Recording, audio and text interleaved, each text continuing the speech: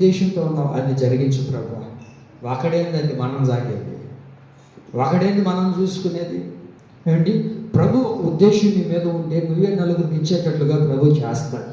అయితే ప్రభు ఏ ఉద్దేశం కలిగినా అది నీ మేలు కొరకే కానీ నీ కీడు కొరకైతే కానే కాదు.